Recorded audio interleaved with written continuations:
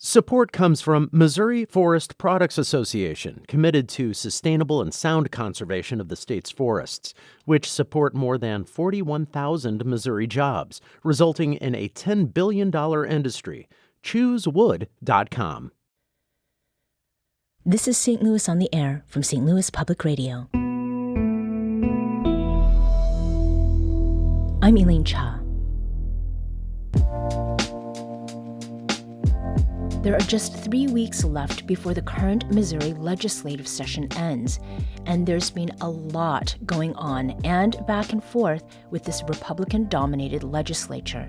St. Louis Public Radio's State House reporter Sarah Kellogg has been following it all over in Jefferson City. She joins us today with a rundown. Sarah, welcome back to the show, and thanks for being with us. Thanks so much, Elaine. Good afternoon. Now, one of the big things Missouri Governor Mike Parson talked about in his State of the State speech a few months ago was expanding Interstate 70. That's the big highway that connects St. Louis to Kansas City. Parson called it a, quote, once-in-a-lifetime opportunity and requested $859 million for it. Sarah, before we get to what the legislature has done so far, what does widening I-70 mean? So widening means adding more lanes. So in the original proposal, that would mean 3 lanes in the suburban areas of St. Louis, Kansas City, and Columbia. Now, I'm not sure where that would be on the Kansas City side, but for St. Louis, I believe they're talking about the Wentzville area, adding an additional lane on each side of the highway. Mm-hmm. And the Senate Appropriations Committee did make a lot of changes to the House budget this week, including a $2.8 billion I-70 plan, as opposed to the $860 million plan the House passed. Now, math is not my forte, but there's a big difference between $860 million and $2.8 billion, and not just with the letters there. What accounts for the difference? Oh, yeah, a huge difference. And really the big difference is what that money is going towards. So that's going to go towards expanding all of I-70 to 3 lanes on each side, not just the sections that Parson outlined. So half of that money, $1.4 billion, will go towards a construction fund, while the other half, Senator Lincoln Hough, who's the appropriations chair, is proposing paying through bonds. So that's what the Senate plans to do that the House doesn't. You know, another big difference is where the different chambers decided to put this money. So the Senate restored it back into the budget bill that contains the Department of Transportation funding. The House has placed that money in a later budget bill used for larger projects. So it'll be interesting to see kind of how that turns out. Mm-hmm. And so what is it that will be happening from this point? Well, I mean, if the Senate plan goes through, I mean, that will be a lot of years of construction, but eventually it will be 3 lanes at minimum on each side. You know, I think that it just depends kind of where the budget kind of ends up. It's still kind of a work in progress, but ultimately the goal for the Senate is 3 lanes on each side for I-70, which I think will make a lot of people happy. Mm-hmm. And do rural legislators whose districts aren't near I-70 support the plan? You know, I think there's a lot of agreement, maybe not by everyone, but I think by a lot of people that, you know, how important I-70 is as far as transportation and commerce in the state. So I don't expect to see too much pushback. Also, both the House and Senate have put in dollars and expressed interest in improving I-44, as well as other roads. So I-70 isn't the only highway that's going to get attention this budget cycle. Mm-hmm. Now, anti-trans bills are also something that we've been following, that we've been talking about. And while anti-trans legislation is not new in Jefferson City compared to previous years, the rhetoric around it this year has been ramped up, not just in Missouri, but across the country. The Missouri House has passed legislation that stops transgender athletes in the state from participating in school sports that align with their gender identity. Sarah, why do Republicans say that this is necessary? Republicans have repeatedly stated that it's about fairness in sports. A lot of the times the debate, it's fallen back to the discussion of, you know, maybe advantages trans girls maybe have over cisgender girls in sports. However, it's not like this is a brand new issue in the sports world. The Missouri State High Schools Activities Association already has guidelines on sports participation for transgender athletes, as does the NCAA for college sports. So it's not like this is a brand new issue that, you know, organizations haven't considered before. Mm-hmm. And to what schools does this bill apply? Yeah, so It depends on the bill you're talking about. There's both a House bill and a Senate bill. So if we're talking about the House bill, that would apply to grades 6th grade and up in public school districts and charter schools. It also applies to the collegiate level for both public and private universities. So that's the House bill. So Democrats, again, who are in the minority, say the bill takes away a place where children feel like they belong. I mean, has that point gotten any sort of traction as far as you can tell? I mean, if we're talking about two Republicans, no. I mean, this is, I think, for many, a big priority for them to get this bill and another one related to transgender youth, across the finish line this year. So I think that, a lot of the discussion for Republicans is scholarship opportunities and maybe why not winning is harming cisgender girls. But a lot of Democrats are saying winning isn't everything with sports. And a lot of people want just a place to belong, and this bill would strip that of that. Right. Now, there's also legislation that would prevent transgender minors from getting gender-affirming health care, like puberty blockers and hormone treatment. Where does this now stand? So the legislation on gender-affirming healthcare is currently kind of in the same situation as the bills on transgender athletes. So both the House and Senate have passed their own version of the bill, and they want the other chamber to take up their own bill. Senate leadership has already said that the House should realize how hard the Senate worked to reach a compromise that ended a Democratic filibuster. So there's a good chance that if the Senate were to take up the House bills, the filibuster would start up again. And the House bills have yet to get a hearing in the Senate, while the Senate bills have passed out of the House committee. So technically speaking, the House is theoretically more ready to pass the Senate bills and vice versa. So there's also what has happened with Attorney General Andrew Bailey and the emergency order that would do this thing of blocking or preventing healthcare, gender-affirming healthcare for everyone unless strict conditions are met, and that goes in effect next week. If we're to assume that this is going to happen, both things, the emergency rule and the legislation, is approved, what happens then, Sarah?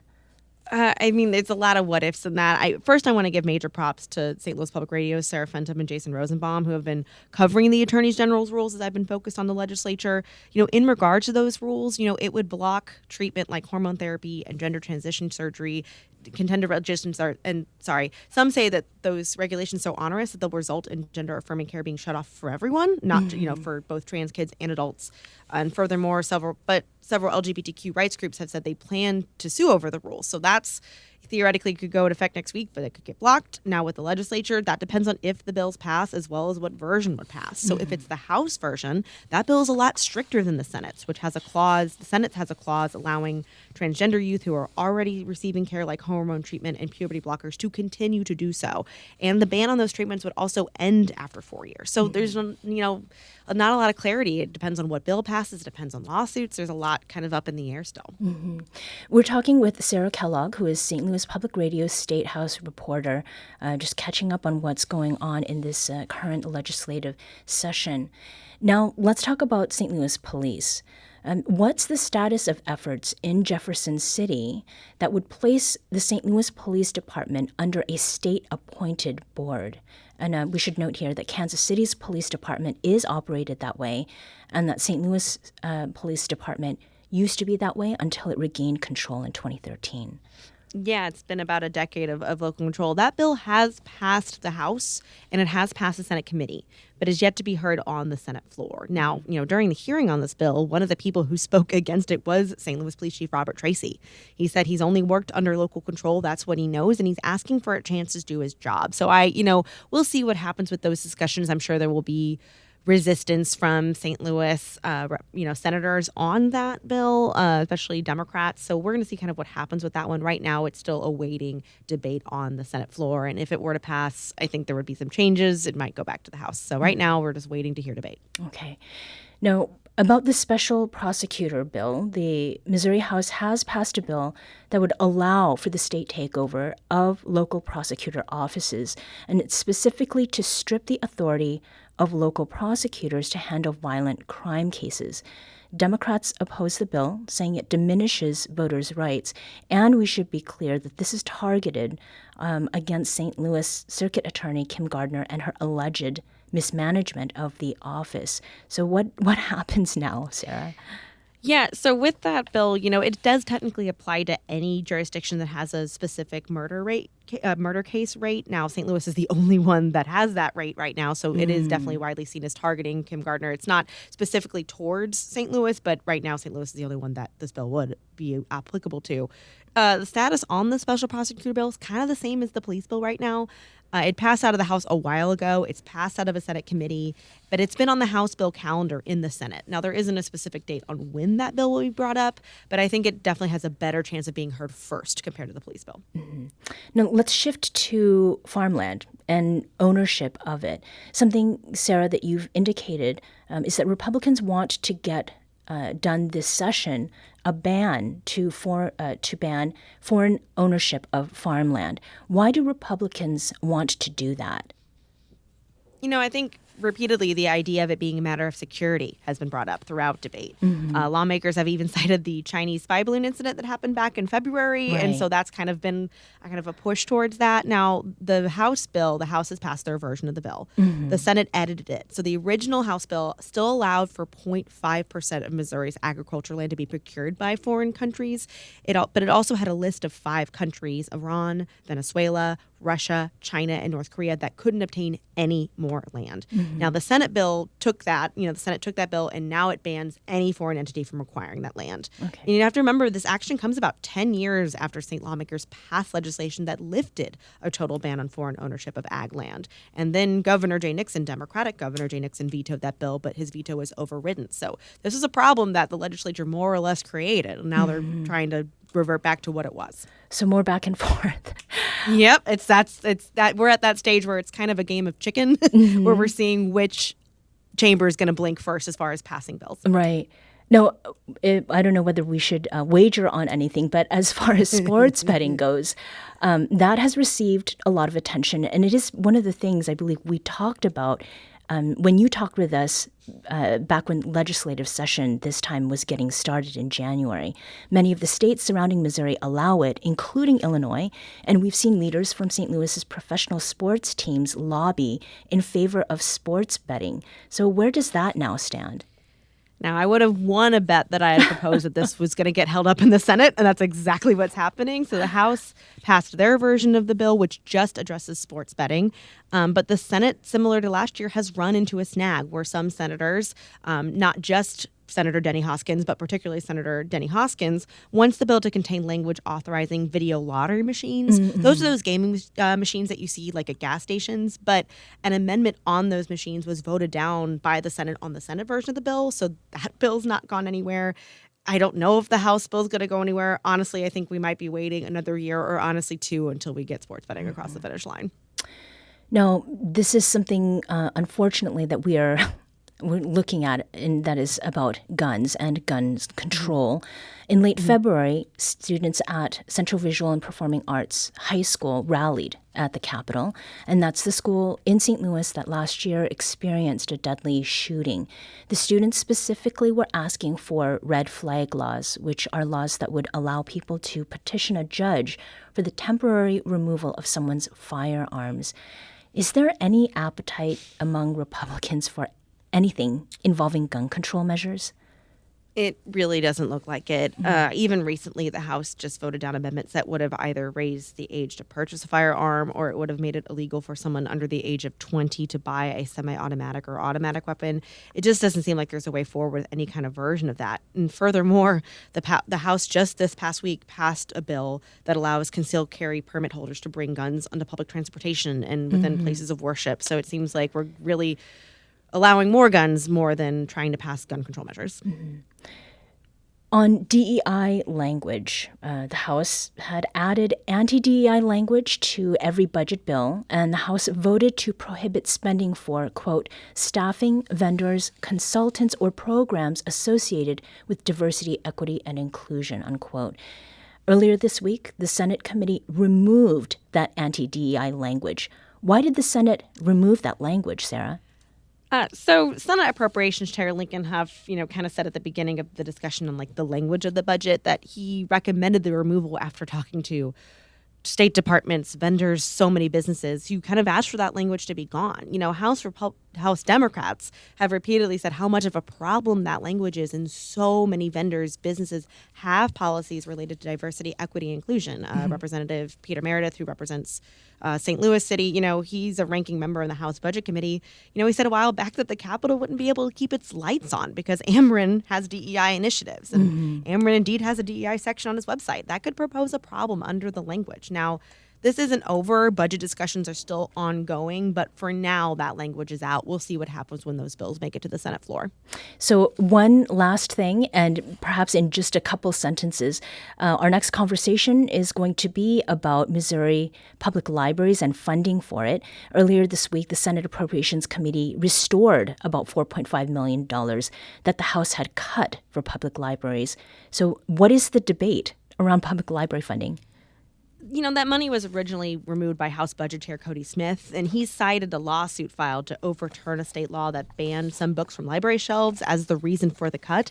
He said he didn't want state money being used for the lawsuit. However, the ACLU of Missouri, which filed the suit on behalf of the Missouri Association of School Librarians and the Missouri Library Association, is handling the case at no charge. Yeah. So it seems like there's kind of language on accountability, but right now the Senate has that money back. Again, discussions are ongoing. Right now, the money's back. All right.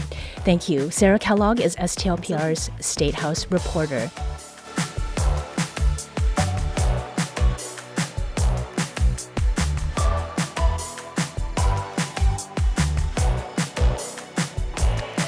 This episode was produced by Emily Woodbury.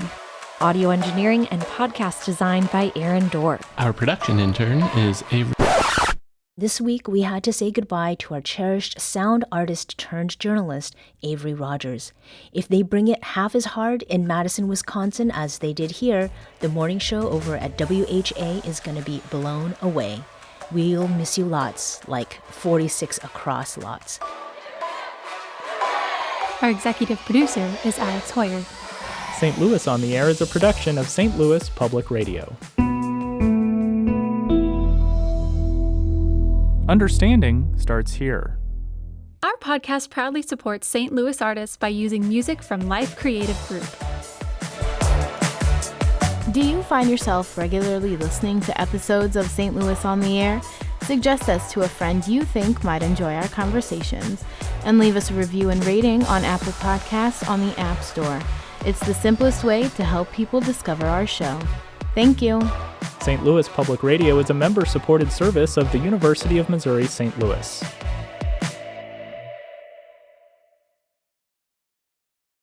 Support comes from the Missouri Forest Products Association, committed to conservation and careful management of the state's forests to make them more resilient and better habitats for wildlife.